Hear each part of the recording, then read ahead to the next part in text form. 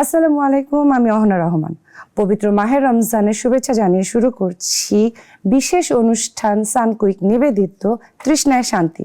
তাহলে চলুন আজকে আপনাদের জন্য আমি কি বানাচ্ছি সেটা দেখে নিই। আজকে আপনাদের জন্য আমি বানাতে যাচ্ছি ওয়াটারমেলন মিন্ট কুলার। তাহলে কি কি উপকরণ লাগছে চলুন দেখে নিই। এখানে আমি 2 কাপ কিউব করে তরমুজ কেটে রেখেছি। এখানে আছে পুদিনা পাতা, এখানে আমি একটু আধা কাপের মতো লেবুর রস রেখেছি। এখানে চিনি আছে, যারা চিনিটাকে অ্যাভয়েড করতে চান তারা আপনারা মধু এটার সাথে ইউজ করতে পারেন। তাহলে চলুন দেখে নেই কিভাবে বানানো যায় ওয়াটারমেলন মিন্ট কুলার। রেডি করছি, বিসমিল্লাহ।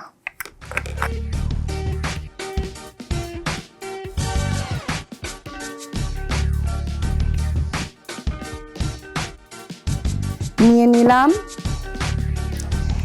এখানে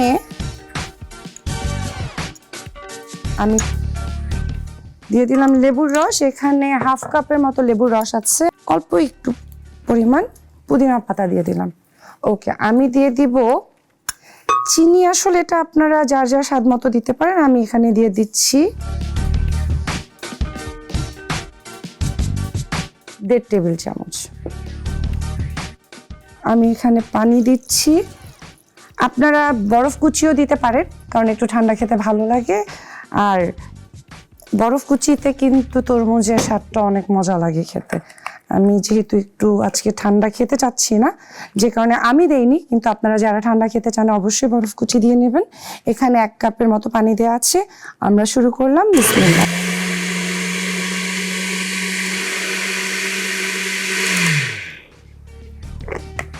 হ্যাঁ, হয়ে গেল আমাদের ওয়াটারমেলন মিন্ট কুলার। এখন আমরা এটাকে একটা গ্লাসে সুন্দর করে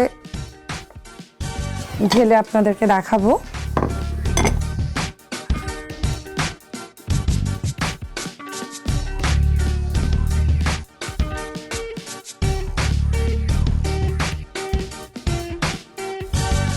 হয়ে গেছে। এবার একটু গার্নিশিং এর জন্য আমরা একটু লেবু দিয়ে দিব উপর থেকে, কারণ যে কোনো জিনিসই খাওয়ার সময় যদি একটু ডেকোরেশন করা যায়, একটু সাজিয়ে দেওয়া যায়, তখন আসলে ওইটার স্বাদটাই অন্যরকম হয়ে যায়। তো এই যে হয়ে গেল আপনাদের জন্য আমার বানানো ওয়াটারমেলন মিন্ট কুলার। আশা করছি আপনাদের সকলের ভালো লেগেছে।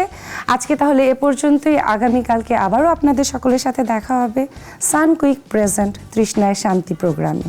এ পর্যন্ত আপনারা সবাই ভালো থাকবেন, সুস্থ থাকবেন। আল্লাহ হাফেজ।